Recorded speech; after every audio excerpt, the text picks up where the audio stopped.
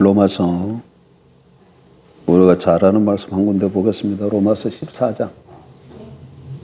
로마서 14장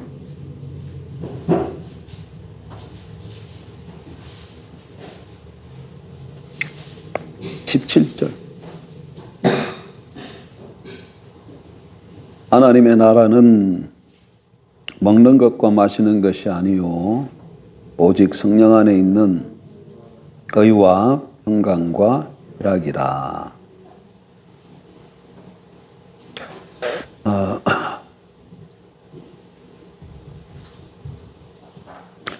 세상 모든 사람들이 살아가는 걸 보면 추구하는 것은 여러 가지 모습으로 나타나지만 그 이면을 보면 본질적으로 하나입니다. 다 하나를 위해 나아가고 뭐겠습니까? 그거는 사람의 행복이죠. 인간의 행복. 네. 너나 나나 왜 열심히 돈을 많이 벌려고 합니까? 행복한 삶을 살라고. 왜 열심히 공부합니까?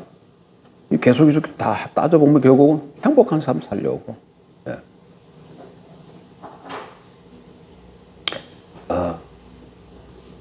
오전에 우리가 우리 안에 있는 이 탐심으로 말미암은 세상 사랑, 우상이 많이 들어와 있는 것을 하나님께서 비춰주시기를 바라면서 우리가 묵상을 하면서 기도했는데,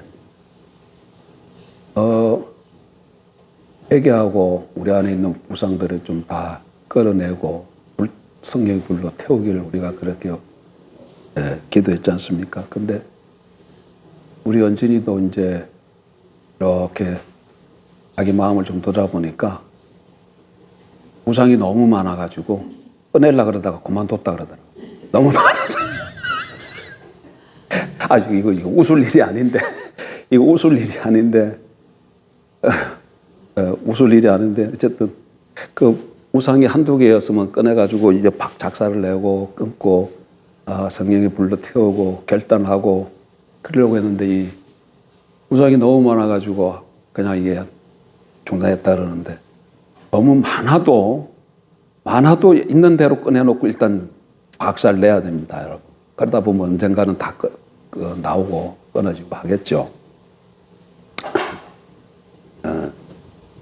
근데 그 얘기를 우상이 뭐가 있냐, 우상이 뭐더냐 하고 이렇게 얘기하는 걸 가만 들어보니까 결국은 세상의 가치관 때문에 만들어지는 것들에 세상의 가치관. 예를 들면 젊은 아이들, 젊은 아이들뿐만 아니고 모든 사람이 다 그렇죠.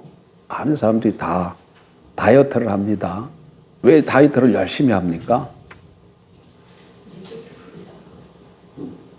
이렇게 싹 이렇게 해가지고 모든 사람들이 다 그걸 이라 그러고 이쁘다 그러고 인정을 하고, 그러니까 모든 사람 너나 나나 할 것 없이 다 그렇게 하는 거죠. 다 그렇게 하는. 또 요즘 젊은이들은 툭 하면 다 그냥 해외로 여행을 많이 가요. 그게 어떻게 트렌드가 됐어요. 경향이 되어버렸어요. 그러니까 그런데 안 가면 뭔가 소외되어지는 것 같고 뒤처지는 것 같고, 그러니까 굳이 갈 필요도 없는데 또 해외여행으로 나가. 여러분, 난 외국 별로 나가본 적 별로 근데 없지만, 가보지도 않았지만, 우리나라 땅도 몇 번 다 못 가봤습니다. 나라 땅. 우리나라 땅 좋은 데 얼마나 많은지 몰라요, 가보면. 굳이 외국 간다. 그런데도 그런 것들이 꿈이죠. 그래서 스케줄 조절해가지고 이번 여름에는 괌에 이번에 태풍화가 난리 났지만 괌도 많이 가고 하와이도 가고 자주 많이 가잖아요. 그런 것들이 다 이렇게 보면 뭐냐면 우리 세상의 가치관 때문에 그런 삶으로 나타나는.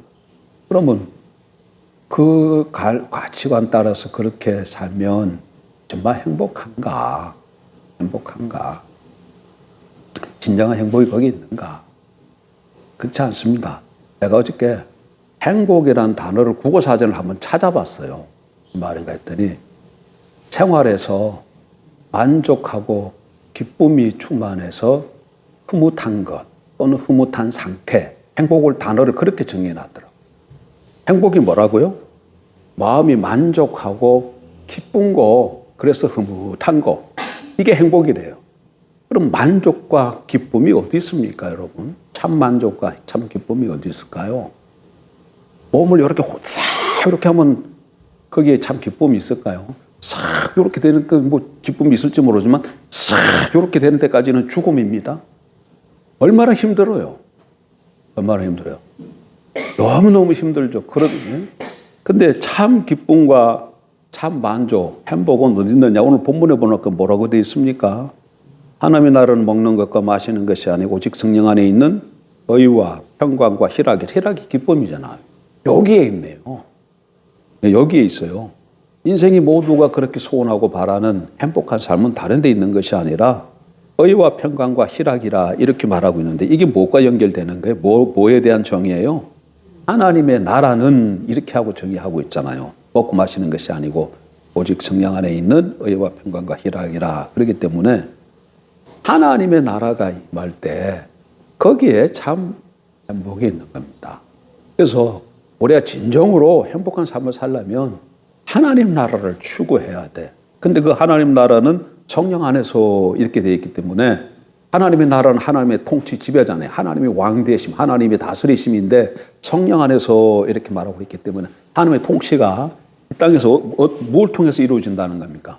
성령을 통해서 우리에게 이루어지는 것이죠. 그래서 우리가 어디서 뭘 하든지 간에 우리 삶이 성령을 따라 살아가는 삶, 하나님을 통치 아래 있는 삶, 이것이 내 삶 가운데 진정한 행복이라는 것을 믿으십시오. 그리고 선택의 순간마다 그걸 따라서 선택하면 정말 행복한 삶을 살게 될 줄 믿습니다. 구약도 이거에 대해서 증거하고 있습니다, 여러분. 옛날에 우리가 신명기 30장 살펴보니까 성경 본문이 뭐라고 되어 있어요? 하나님이 우리 앞에 생명과 사망을 두었다 그러잖아요. 두 길을 두었다 그래요. 뭐? 생명과 사망이에요. 그러니까 행복한 삶을 살려면 뭘 택해야 되겠어요? 생명을 택해야죠. 생명을 택해야 내 삶에 생명이 흘러서 내가 행복하게 되죠. 만약에 내가 사망을 택하면 내 삶에 사망이 흘러서 사명이 흐르는데 내 삶이 어떻게 행복하겠어요? 행복 끝 불행이죠. 예? 그래서 순간순간마다 생명을 택해야 되는데 그 본문 가서 자세히 보십시오. 그 생명이 나중에 뭐로 연결되는가? 이 생명이 곧 하나님이다. 이렇게 돼 있어요. 그래서 생명을 택하는 것이 곧 하나님 택하는 거예요. 본문 가서 직접 한번 보십시다.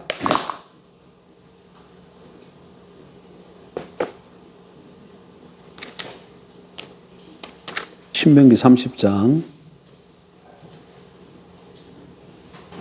15절.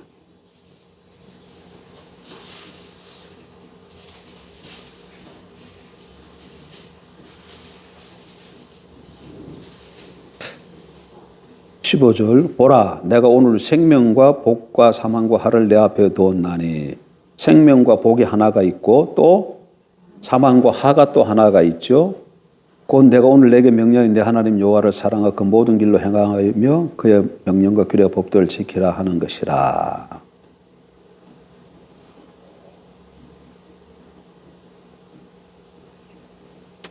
(19절로) 또 가십시다. 내가 오늘 하늘과 땅을 불러 너희에게 증거를 삼노라.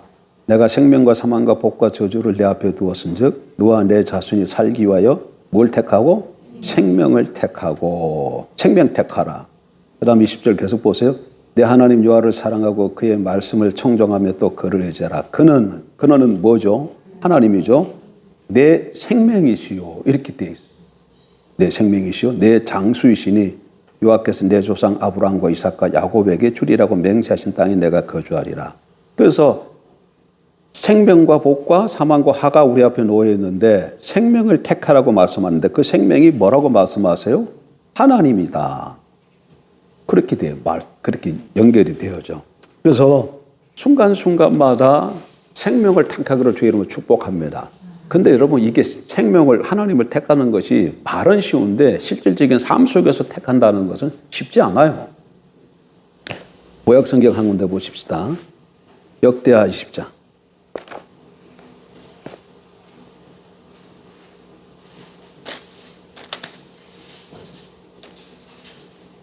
1절.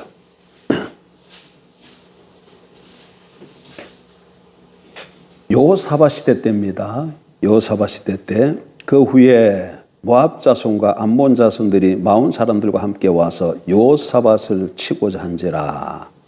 어떤 사람이 와서 여호사밧에게 전하여 이르되 큰 무리가 바다 저쪽 아람에서 왕을 치러 오는데 이제 하사손 다말고 엔게디에 있나이다 하니.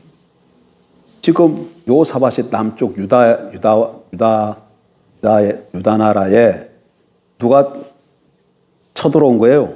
모압, 암몬, 마온이라는 이 연합군들이 하나가 돼가지고 쳐들어온 거예요. 그랬더니 이 모압, 암몬, 마온 사람들 때문에 여호사밧이 어떻게 했다고요? 3절 여호사밧이 두려워하여.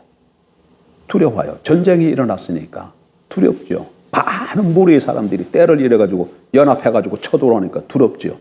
이럴 때 어떻게 하느냐 말. 이럴 때 우리 삶 속에서 이런 일이 이럴 때 우리가 뭘 택해야 되냐 이럴 때라도 생명을 택해야 내 삶 속에 생명이 찾아와.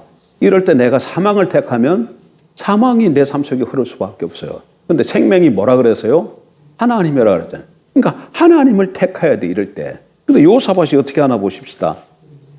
3절 여호사밧이 두려워하여 여호와께로 낯을 향하여 간구하고 온 유다 백성에게 금식하라 공포하며. 여호사밧이 지금 뭘 택했습니까? 생명을 택했어요. 하나님을 택했어요. 4절 유다 사람이 여호와께 도우심을 구하려 하여 유다 모든 성읍에서 모여와서 여호와께 간구하더라. 결과가 어떻게 됐을까요? 계속해서 읽어볼게요. 여호사밧이 여호와의 전 셋들 앞에서 유다와 예루살렘의 회중 가운데 서서 이르되 우리 조상들의 하나님 여호와여 주는 하늘에서 하나님이 아니시니까 이방 사람들의 모든 나라를 다스리지 아니하시나이까 주의 손에 권세와 능력이 있사오니 능히 주와 맞설 사람이 없나이다. 우리 하나님이시여 전에 이 땅 주민을 주의 백성 이스라엘 앞에서 쫓아내시고 그 땅을 주께서 사랑하시는 아브라함의 자손에게 영원히 주지 아니하셨나이까. 그들이 이 땅에 살면서 주의 이름을 위하여 한 성소를 주를 위해 건축하고 이르기를 만일 재앙이나 난리나 견책이나 전염병이나 기근이 우리에게 임하면 주의 이름이 이 성전에 있으니 우리가 이 성전 앞과 주 앞에 서서 이 환난 가운데서 주께 부르짖은즉 들으시고 구원하시리라 하였나이다. 옛적에 이스라엘이 애굽 땅에서 나올 때에 암몬 자손과 모압 자손과 세산 사람들을 침노하기를 주께서 용납하지 아니하시므로 이에 돌이켜 그들을 떠나고 멸하지 아니하였거늘 이제 그들이 우리에게 갚는 것을 보옵소서. 그들이 와서 주께서 우리에게 주신 주의 기업에서 우리를 쫓아내고자 하나이다. 우리 하나님이여 그들을 징벌하지 아니하시나이까. 우리를 치러 오는 이 큰 무리를 우리가 대적할 능력이 없고 어떻게 할 줄도 알지 못하였고 오직 주만 바라보나이다 하고 유다 모든 사람들이 그들의 아내와 자녀와 어린이와 더불어 요 앞에 섰더라. 여호사밧이 하나님 앞에 나아가서 구구절절 아뢰는 거죠. 구구절절. 예? 뭐라고 얘기합니까? 예? 하나님께서 이 땅을 우리에게 주셨고 이 땅 가운데 성전을 짓고 솔로몬 얘기하고요. 성전을 짓고 환난이나 재난 가운데 있으면 너희가 성전을 향해서 기도하면 하나님께서 들으시겠다고 하지 않으셨나이까. 그걸 지금 고백하는 거죠. 지금 환난이 생겼다. 그러면서 또 하는 얘기를 광야에서 이스라엘이 가나안 땅으로 들어갈 때에 그 모압 암몬 자손을 세일산 이렇게 세일은 에돔이죠. 치라 그랬을 때 하나님께서 치지 말라고 해서 돌아갔다는 얘기예요.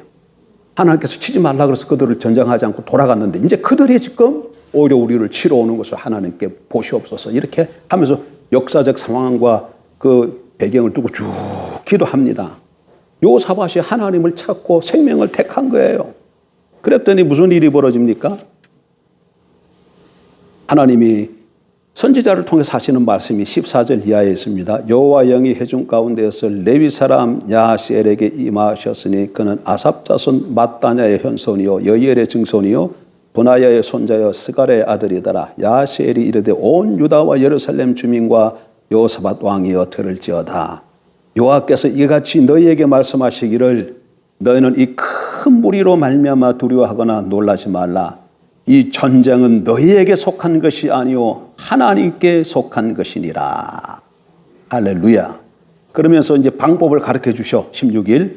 내일 너희는 그들에게 내려가 그들이 시스 고개로 올라올 때에 너희가 골짜기 얻기 여루엘 들 앞에서 그들을 만나려니와 이 전쟁에는 너희가 싸울 것이 없나니 대열을 이루고 서서 너희와 함께한 여호와가 구원하는 것을 보라. 유다와 예루살렘아 너희는 두려워하지 말며 놀라지 말고 내일 그들을 맞서 나가라. 여호와가 너희와 함께하리라 하셨느니라 하매.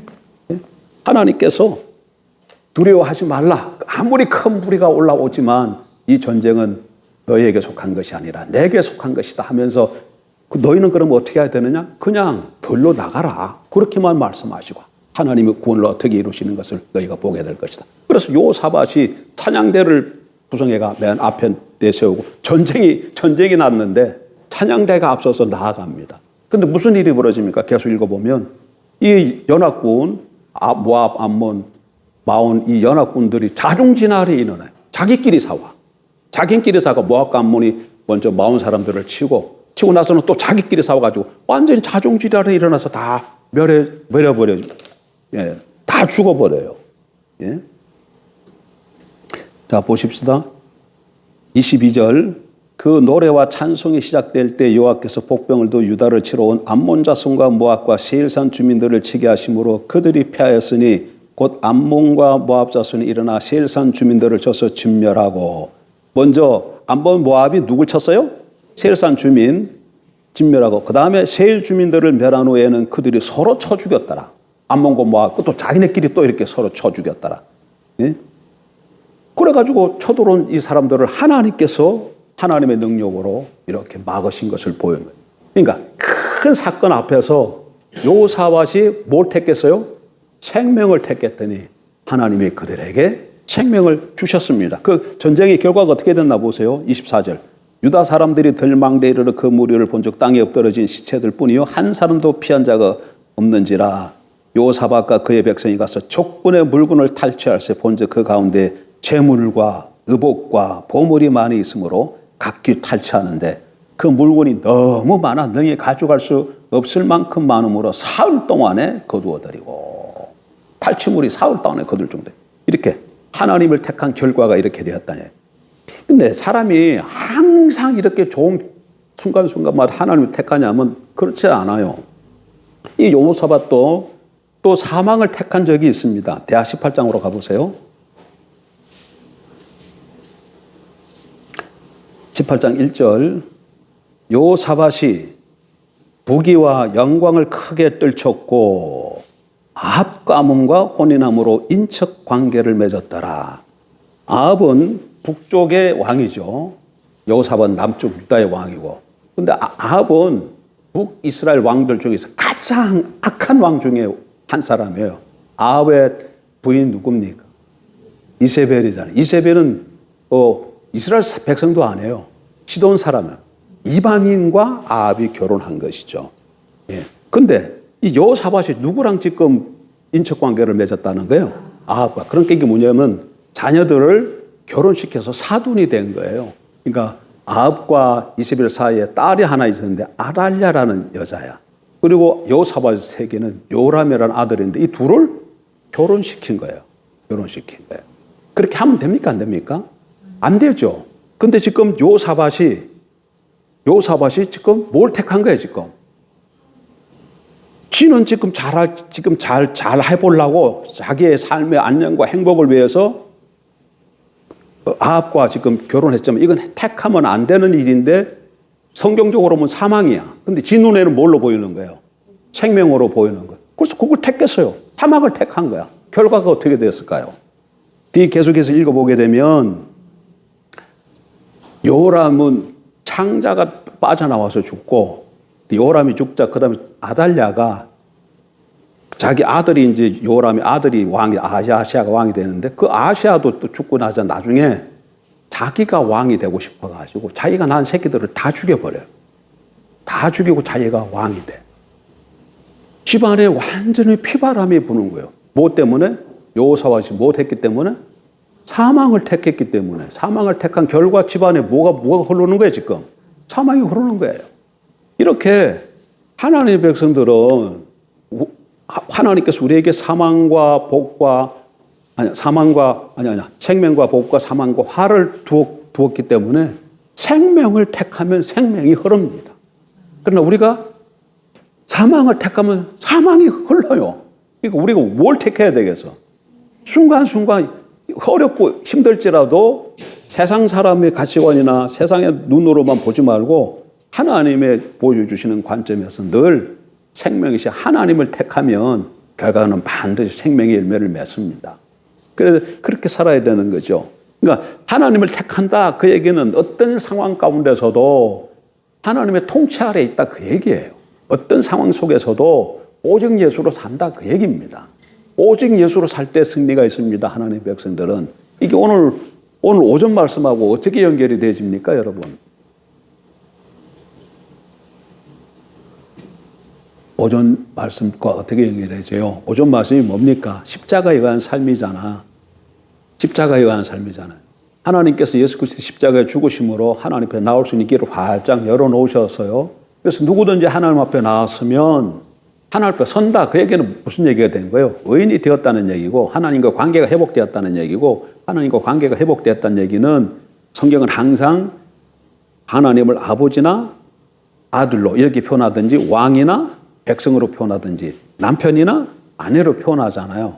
그러니까 하나님 앞에 서게 되었다. 의인이다. 이 얘기는 우리가 하나님의 자녀가 되었다. 그 얘기잖아요. 자녀가 되었다. 그 얘기의 가장 기본적인 의미는 뭐예요?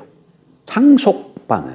그래서 예수님은 항상 무슨 얘기를 많이 했냐면 상속에 관한 얘기를 많이 하고 잔치 얘기를 많이 하셨단 말이에요. 왜 그 얘기를 많이 하셨어요? 하나님의 나라는 하나님을 상속받는 거예요. 하나님 유업을 상속받고 하나님 잔치에 동참하는 것이기 때문에. 그러니까 무한한 그 하나님의 부요하심을 아들이 되어서 상속받고 그러니까 하나님의 그 모든 것이 다 누구 것이 되는 거예요? 내 것이 되는 거죠. 내가 아들로서면. 또 하나님의 잔치를 베푼 걸로 얘기하면 그 풍성한 그 잔치에 우리가 뭐 하게 된다는 거예요? 참여한다는 거예요. 그러면 잔치를 뭐 한다는 같이 즐긴다는 거잖아요. 그럼 내 삶 가운데 뭐가 있는 거예요? 부족함이 있어요? 눈물이 있어요? 아픔이 있어요? 아니죠. 기쁘고 즐겁고 행복이 그게 있는 것이죠.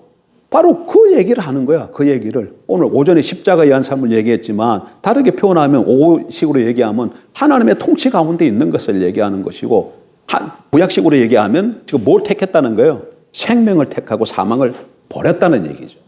그러니까 이게 다 같은 맥락 가운데 있기 때문에 어떤 때는 이렇게 얘기하고 어떤 때는 저렇게 얘기하지만 그러니까 신약식으로 다시 돌아서 얘기하면 늘 우리가 이걸 깨닫고 우리 안에 가시는 성령의 음성에 귀를 기울이고 성령의 인도를 따라 살아가는 삶, 이 삶이 만만치 않습니다. 왜? 요사밭 보니까 뭐가 일어났어요?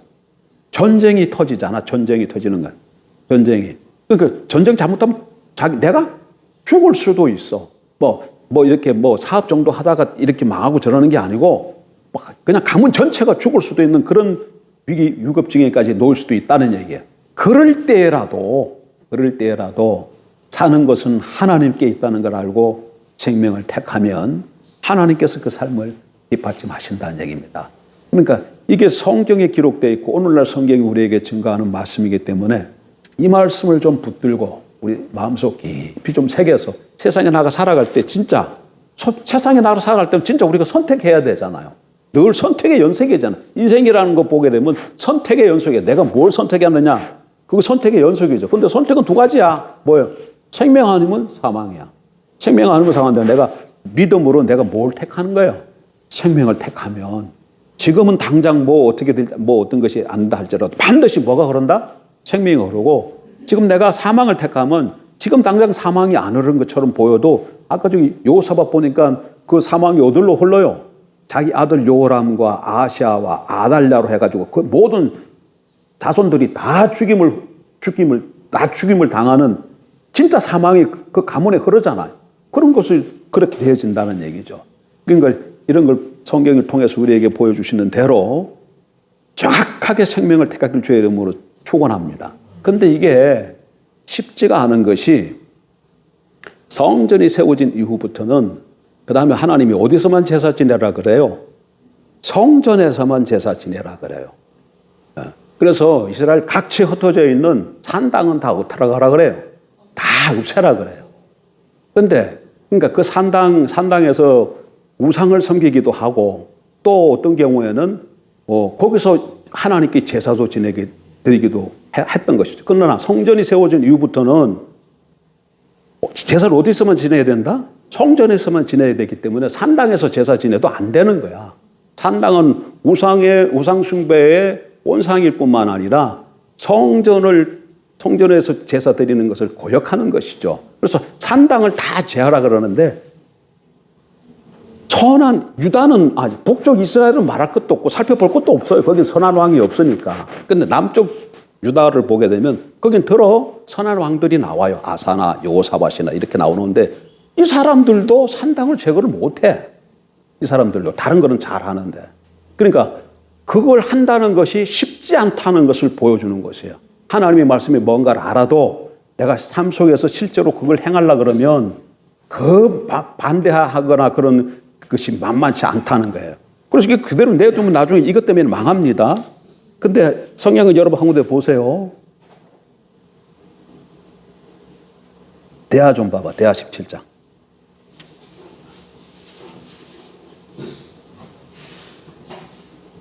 17장 여호사밧 때 얘기죠. 여호사밧 때 1절 봐. 아사의 아들 여호사밧이 대신하여 왕이 되어. 그러니까 누구 때예요? 여호사밧 때죠. 6절. 그가 전심으로 여호와의 길을 걸어 산당들과 아세라 목상들도 유다에서 제거하였더라. 여호사밧 왕이 뭐 했습니까? 산당들과 아세라 목상들을 다 제거했습니다. 어디에서? 유다에서. 성경 다시 보세요. 그가 전심으로 6절. 그가 전심으로 여호와의 길을 걸어 산당들과 아세라 목상들도 어디에서? 유다에서 제거하였더라. 이렇게 되어 있어요. 대하 20장으로 가보세요. 33절.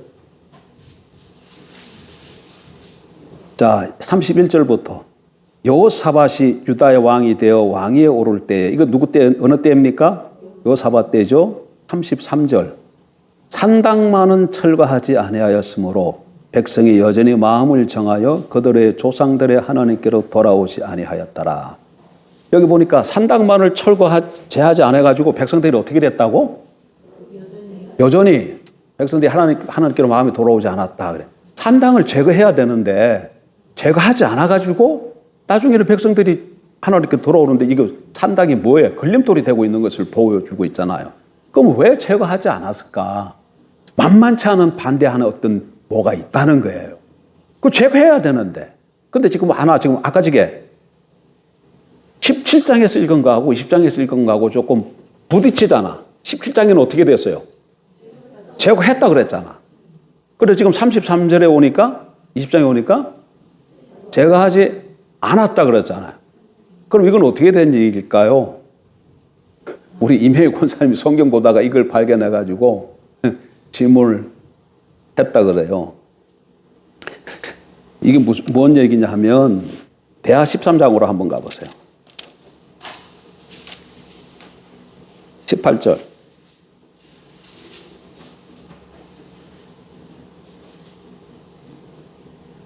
그때에 이스라엘 자손이 항복하고 누가 항복해요?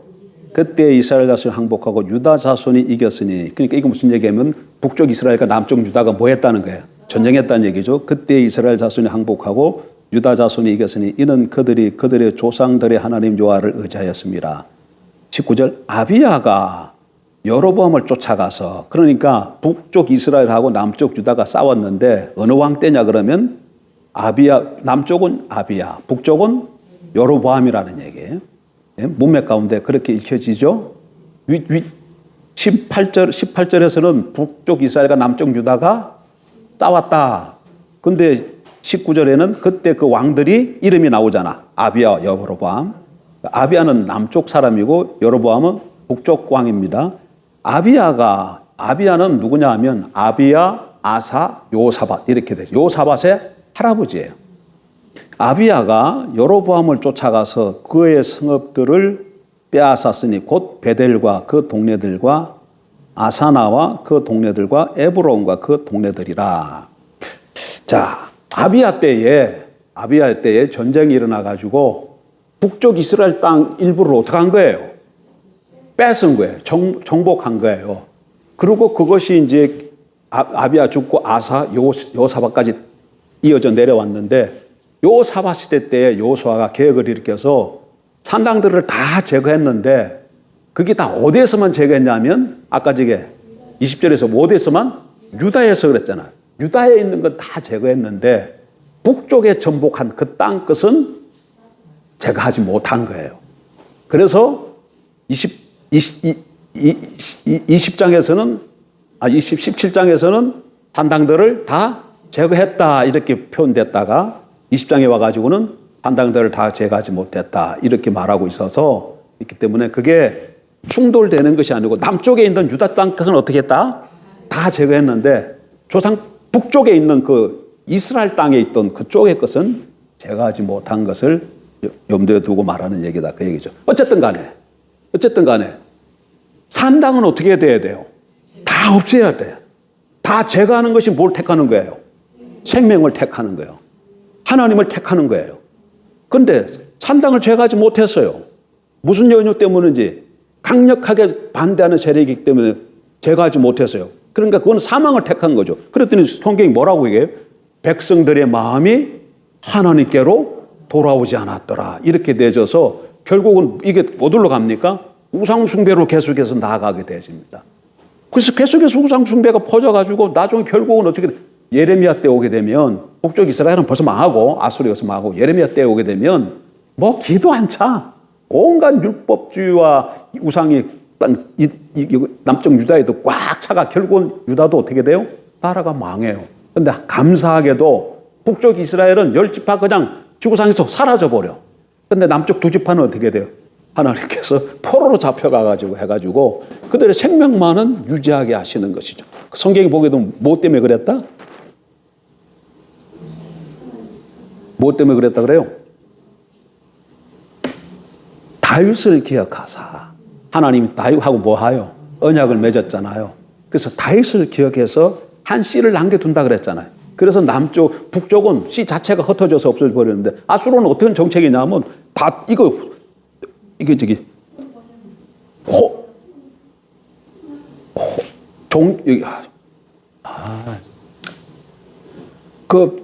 이 사람들하고 막 결혼시켜요. 혼합. 예. 그리고 혼합 이렇게 빠지는 거죠. 그러니까 예수님 당시도 그 영향력이 있어가지고 사마리아 사람들을 뭐 취급해요? 개 취급하잖아요. 사마리아 사람들이 그들도 여호와를 섬깁니다. 하나님 신앙 갖고 있는데도 이스라엘 백성들이 유다 백성들이 그들을 개 취급한다고. 왜 그래? 혼혈되었기 때문에. 아수르 때에 여기 있던 사람들은 저기 이스라엘 땅에 있는 북쪽 사람들을 데리고 다른 정복한 그때 두고 또 그쪽에 있는 이방인들을 데려가지고 이쪽에 데려오고 그러니까 이쪽 남자들 끌고 가고 이쪽에 남자들 데려오니까 이게 어떻게 돼? 피가 다 섞이고 여기 있는 사람도 다 섞이니까 북쪽 이스라엘 10지파의 씨가 피가 섞여서 없어져 버려요.